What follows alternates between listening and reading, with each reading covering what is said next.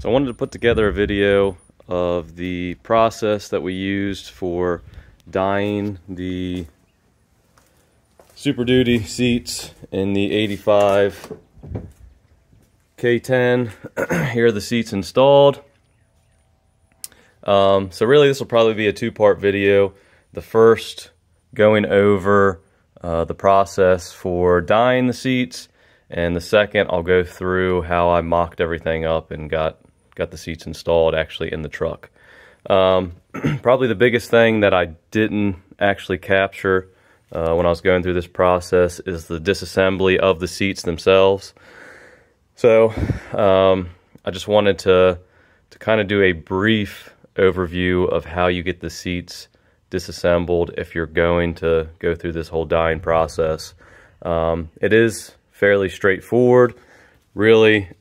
On either side of the seat, there's some trim here, and basically there's a screw that holds this piece in, and then this rear piece of trim here just literally pulls straight out, just has clips that hold it in place. And then you can access the bolts holding the seat to the frame. So the base of the seat has two bolts, front and rear, that you literally just have to unscrew. I think they're T40, if I remember correctly. And then there's also two bolts holding your backrest to the frame as well. And you can kind of see them right there. So yeah, you do that on either side.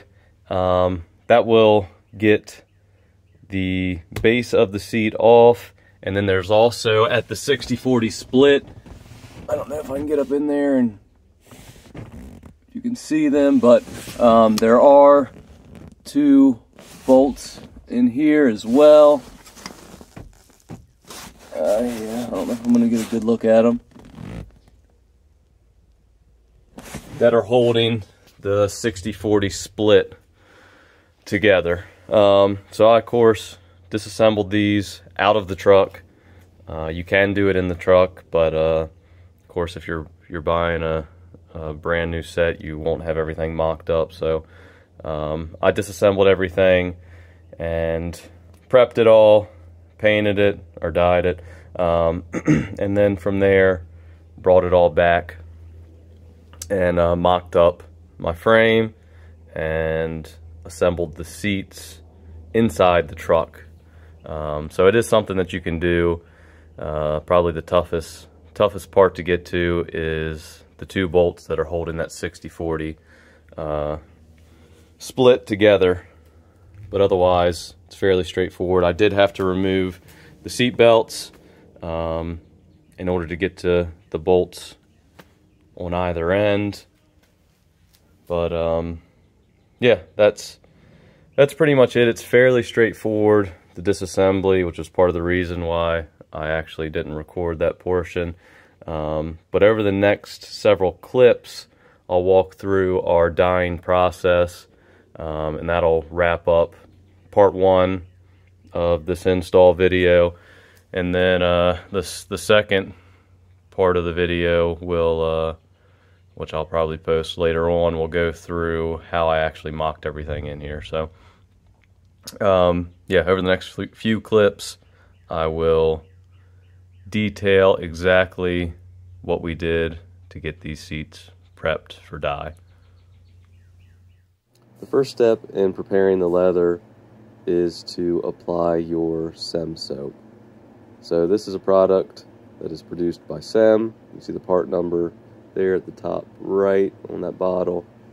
And what you want to do is take either a gray or a worn out red scuff pad to apply this stuff. And it's got like a toothpaste like consistency to it. But what you want to do is spread it around the seat somewhat liberally. And you're going to come back with your gray scuff pad after you do this to scuff it into the seat. And this not only works to get some of that built up grime and grease that's in the seat over years of use out, but it also is an abrasive cleaner, so it also helps to prepare the leather for taking that dye. As you can see here, I'm just scuffing it into the seat. And really you want to make sure you get into all the cracks and crevices really well with this. Get it cleaned up as well as you can.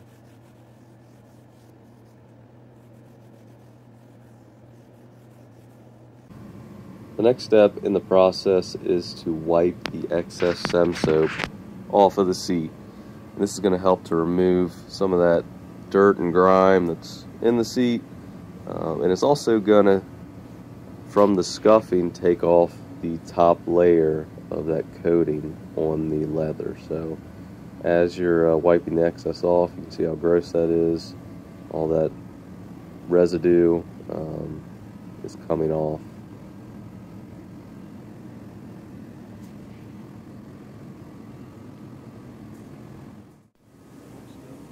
Now once you have the SEM soap wiped off the seat, you want to come back with SEM's plastic and leather prep to clean the leather before moving forward. So SEM recommends taking just a clean rag and wiping this stuff into the seat in a single direction. Now why they recommend wiping in one direction, I'm not sure, honestly. That's just simply to prevent recontaminating the seat by moving stuff back and forth, but ultimately you just want to get the seat as clean as you can, because you're going to come back and clean it again.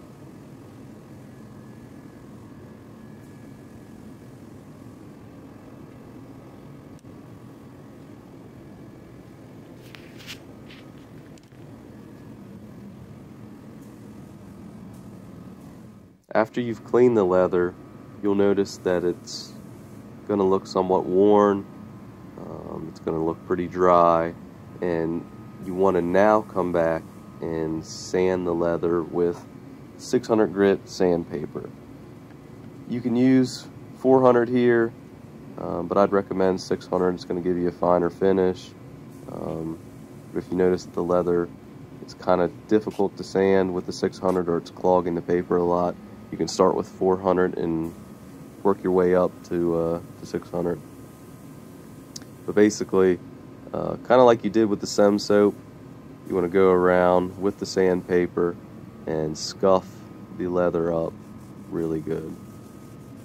And the biggest thing here is some of the stitching and stuff you have to be careful around. You don't want to ruin that, so you kind of want to focus on the face of the leather and try not to destroy the stitching. After sanding the leather, you want to take your plastic and leather prep once again to give the leather a final clean before starting your dyeing process. And you want to take your time here and make sure you get the leather super clean. It might be a good idea to take an air gun to it, kind of remove some of that dust and debris that's left over. And once again, when you're wiping the leather, SEM recommends doing this in a single direction. So yeah, you want to basically wipe the leather until you have no residue left over on the towel. So this might take a little while or a little bit of cleaning. You're probably going to be replacing the towel quite a bit.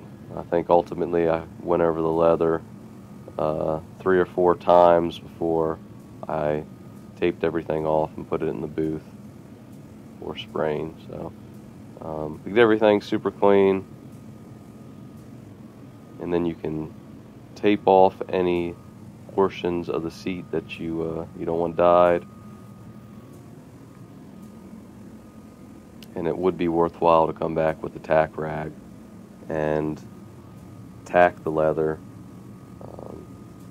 before you start dyeing it as well.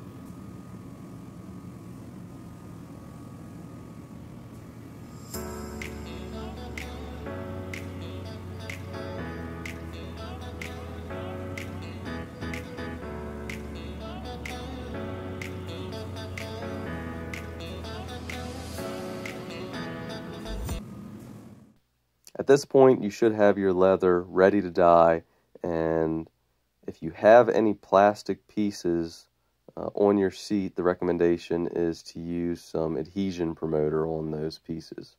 So, of course, you'll want all of those plastic pieces prepped properly, and then we just sprayed some adhesion promoter on all of those plastic pieces. That way, they're ready to accept that dye coating as well.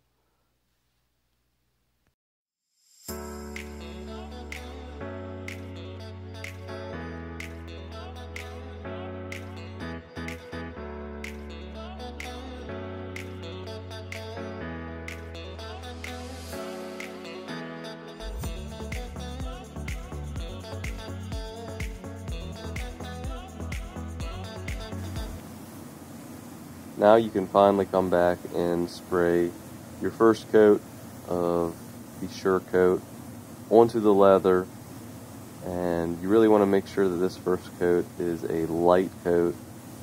You just want to get good light coverage over everything, and this will help promote the adhesion of that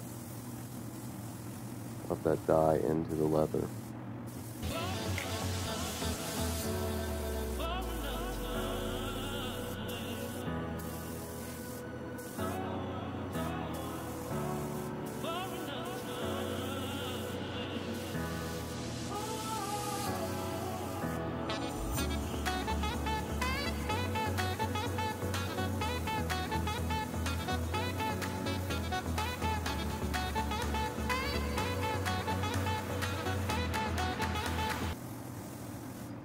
And in between each coat, what you want to do is take a soft bristle toothbrush, and you're going to, on all of the carpeted areas, scuff the dye or brush the dye into the carpet.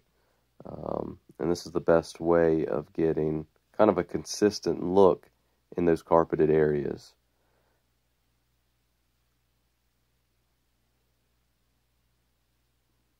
So at this point, there's not a lot of dye. We just did our first initial light coating, but basically you want to just take the brush and brush that in.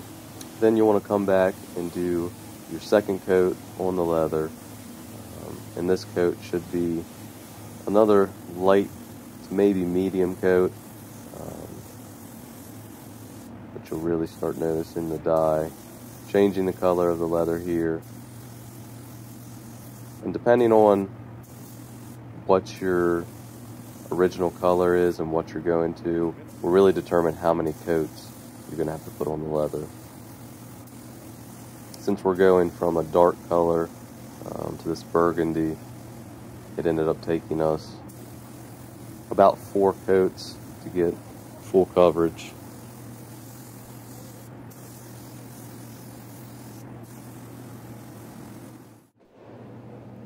And once again, in between coats, you're going to want to come back and brush the carpeted areas to really get that dye worked in. You can see it kind of taking hold here in the carpet.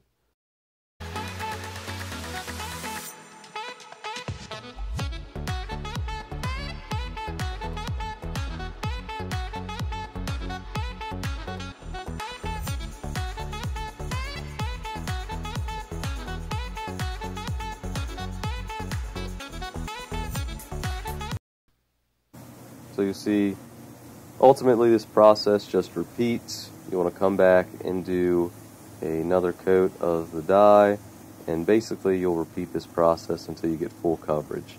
Now this third coat can be more of a medium to heavy coat, and for majority of dyeing processes this will probably be enough to give you full coverage. Since we were going from a black seat, we ended up coming back and doing an additional 4th coat, but for most seats, this will be enough. And just like the last 2 times, just continue to come back in between each coat and work that dye into the carpeted areas.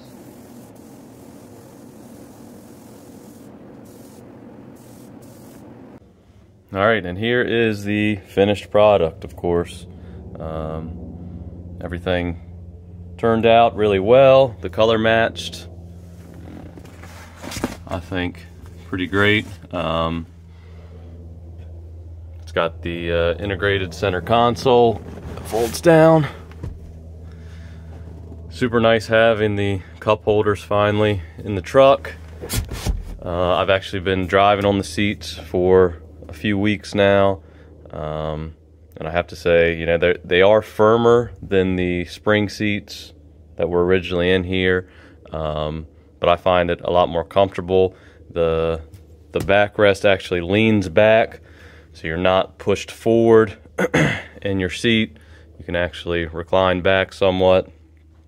So yeah, that kind of wraps up this video. In part 2, I will go over the install of the seats in the truck and how I fabbed everything up. Thanks for watching.